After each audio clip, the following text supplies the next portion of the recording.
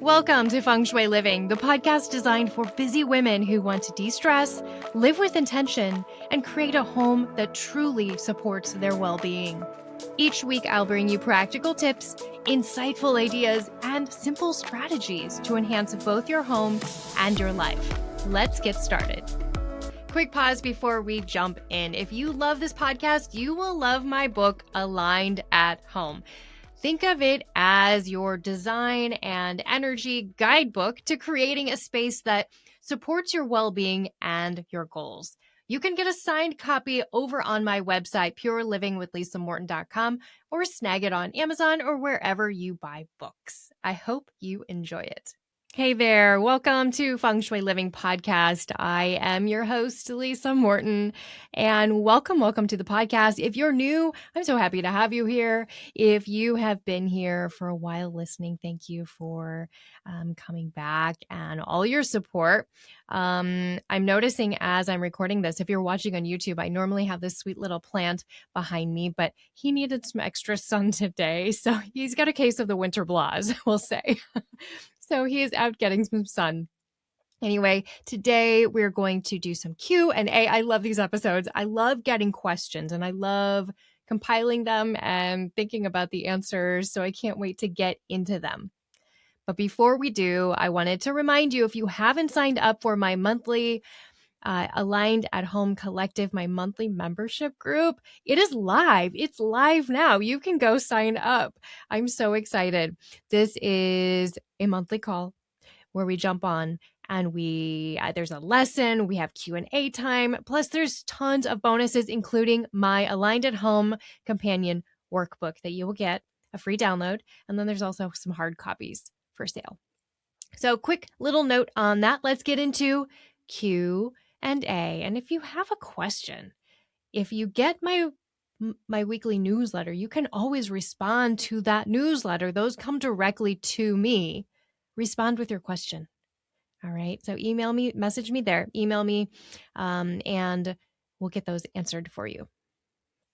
So I have 4 questions for today. Question number 1, which comes from Chloe. Thanks for listening, Chloe. Number 1, what was the hardest space you ever had to design or work on? That actually probably was about a year ago, maybe not quite a year ago. And I won't say I did very much work on it because it was a doozy. Someone had called me and considering their current apartment. Now, this was a cool high-rise apartment building in Miami. Very cool space. Very, very cool space.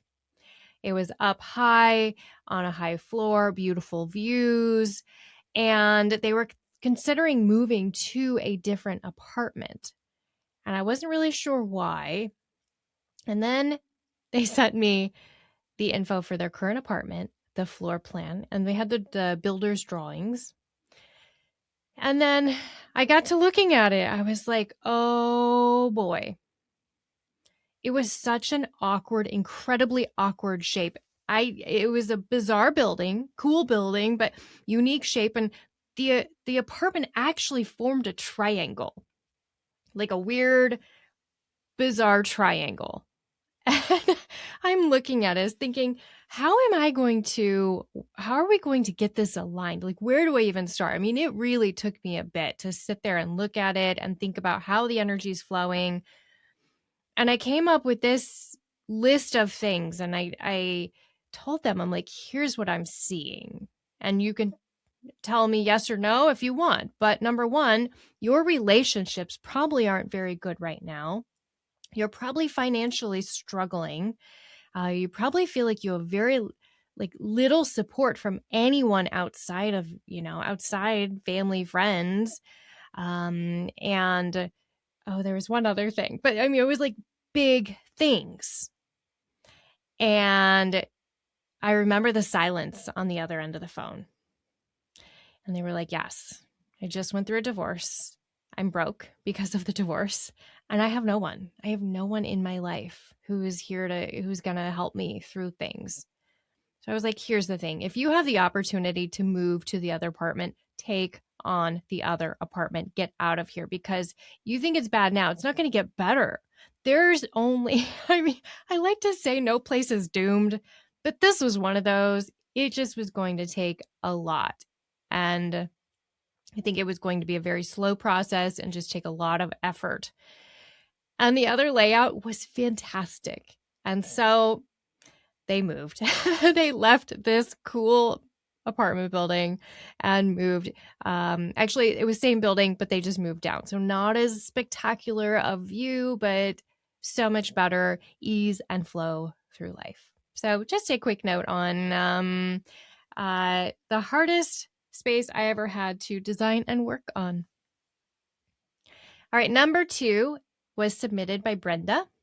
Thanks for listening, Brenda. Is it okay to keep things that don't spark joy, but are practical? All right, so you're a Marie Kondo fan, sparking joy.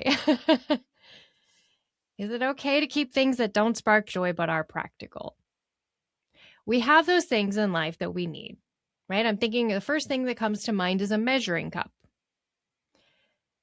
They're practical. We need them, right? We need them to cook.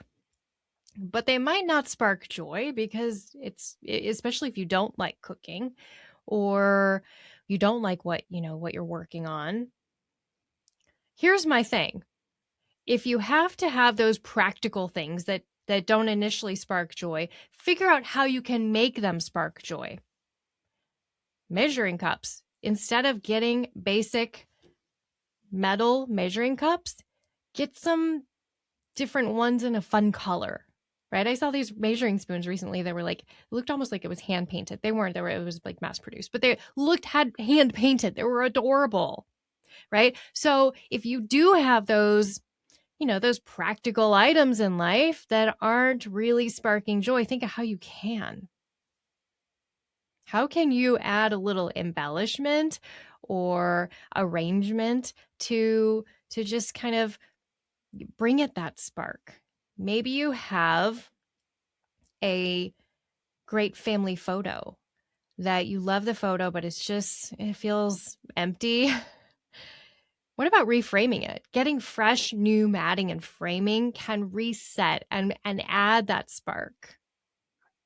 And then I always say, if you have a space that you have a lot of those practical things, maybe a laundry room or something, get fun with some colors. Bring in some colors. Your laundry room does not need to be white and boring. Make it fun. Add a fun wallpaper. Okay?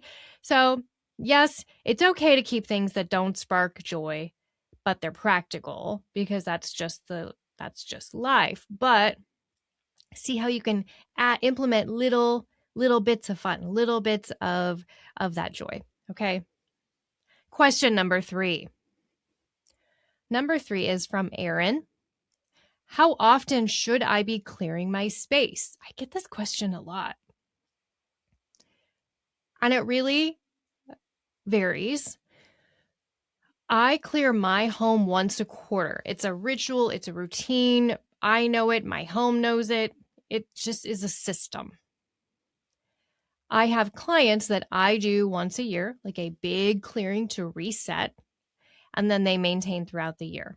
I always recommend a quarterly clearing to them. I do one, they do the other 3. But you can also do it other times. Anytime you're getting ready to take on something new, or you're doing a big cleaning overhaul, rearranging the furniture, any type of big moment, or something happening in your life that's big. Maybe you're going to start a new job. Well, a couple days before, take some time to do a space clearing throughout your space and refresh the energy. Get the windows going, open, you can burn some sage, some sound tools, and reset so that you have fresh new energy as you head out the door to your new job. Maybe you have something else big happening.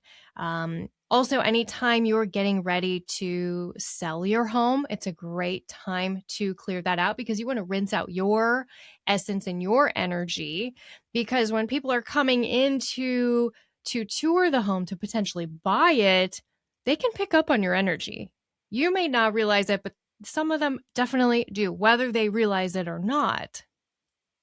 So you want to rinse out your energy. It just might not be their vibe. I mean, maybe you've gone to maybe one of those home and garden tours, or you've been touring some real estate, and sometimes you walk into a home or a room and you're like, oh, I don't like the way this feels, right?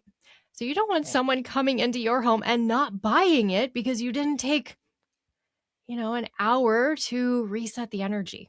So before you put your home up for sale, and then also anytime you're purchasing a home, I always recommend, if possible, before you move your personal items in, do a clearing. The two main things I do clearings on are homes that are going up for sale, homes that someone just bought, and then after illness. Those are the three things, really. So, when you buy a home, you want whatever was in there before to be rinsed out. And we're going to get into that in our next question too. But so anytime you just feel like you need a reset, you're feeling stuck. I mean, maybe you have a family member come over and you have a disagreement. You can do a bit of a clearing. You don't always have to clear your entire home. You can just clear that room. Okay. All right. Thank you for the question, Erin. And our last one, which kind of piggybacks off Erin's question quite well. It's from Heather. Do you believe homes carry energy from past owners? They definitely do. I've been in homes personally, in my own homes. We've moved a lot over the years, and I've felt the energy of various homes. I've worked with different clients. They definitely carry the energy of the past owners. That's why space clearings are so important. I've worked on a lot of homes. We've had to rinse out things from the past owners. One of the most common thing I have to cleanse out is the energy of divorce. Divorced houses are divorced houses. Like if you have to rinse that out, that energy is in there. I go back to a home my husband and I lived in years ago. We weren't even married at the time. We just moved in with one another, and we were, we were planning a very serious future, right? And during this time, it was a new construction home. We'd moved in, and in the year that we lived there, we really struggled. We really did not get along. And there were multiple times I didn't think we were going to make it. I thought we were going to break up. I'm like, after all this, and it was wild. So fast forward, we kept that home as a rental property. We've had a lot of rental properties over the years, and we kept that one and rented it out. And we had 2 long-term renters in that home during the time period we owned it. And both of the other renters ended up, they got divorced. The first one, I was like, oh, that's interesting. They got divorced in that house. And then it happened again. It's something to definitely consider. If you know the history of your home and know that there is divorce in there, I think a clearing is excellent. Also, major illnesses, rinse that out. If you know that maybe the neighbors were like, oh, they were always bickering and fighting, rinse that out. Okay. So yes, they definitely carry the energy from the past owners until you cleanse that out. We don't want stranger stuff in our house, is what I say. All right. So I hope you guys enjoyed these questions. Again, you can always respond to my weekly newsletter. Just hit reply. It comes to me, and send me your questions, and I will get to them on the next Q&A episode, probably in maybe a month or 2. And don't forget to sign up for Aligned at Home Collective. It is open. It is live. We are getting ready, and I can't wait to have you. I will see you at our next episode. Special thanks to our sponsor, Elevated Living School of Holistic Design and Feng Shui. For more information, head over to the show notes. If you enjoyed this episode, be sure to subscribe, give us a 5-star review, and share this episode with a friend. We'll see you next time.